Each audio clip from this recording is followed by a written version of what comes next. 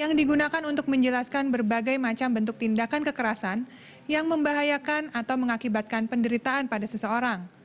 Yang dilakukan berdasarkan perbedaan sosial, termasuk gender laki-laki dan perempuan, yang dapat mengakibatkan penderitaan secara fisik, seksual, psikologis, dan atau penelantaran termasuk berupa ancaman, paksaan, dan berbagai bentuk lainnya yang merampas kebebasan seseorang.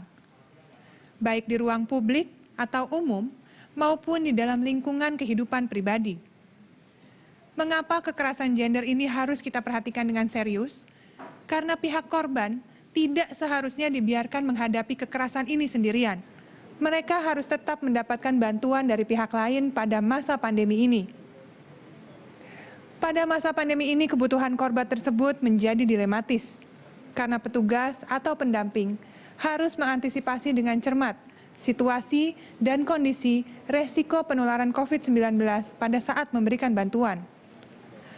Untuk itulah, Kementerian Pemberdayaan Perempuan dan Perlindungan Anak, Kemen-PPPA, bersama dengan United Nations Fund for Population Activities atau UNFPA, membuat protokol penanganan kasus kekerasan berbasis gender, yang diharapkan bisa menjadi protokol bersama dalam penanganan kekerasan.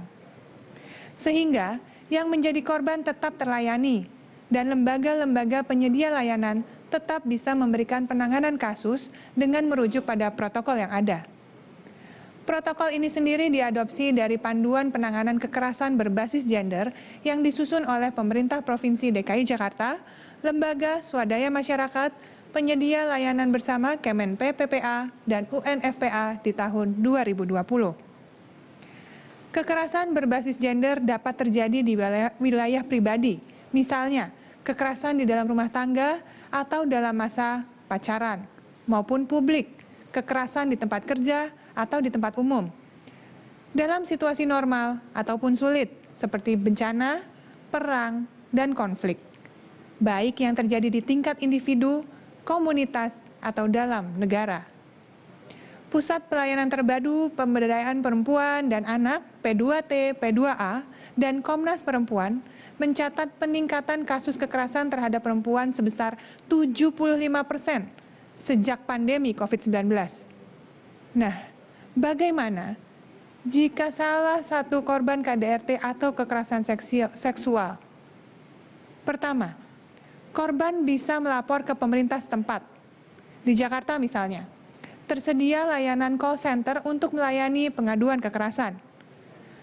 Pada situasi pandemi saat ini, pelayanan tetap dibuka dengan tetap mengutamakan protokol kesehatan. Misalnya, dengan cara pencatatan semua dokumen dan penanganan korban kekerasan dilakukan secara online oleh petugas.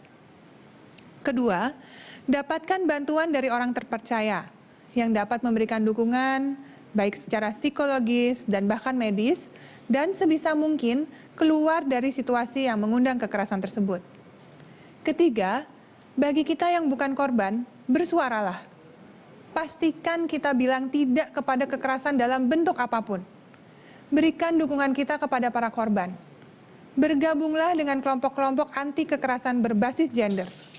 Dukung pemerintah untuk memutus rantai kekerasan berbasis gender. Dan kurangi resiko pada korban terkena COVID-19.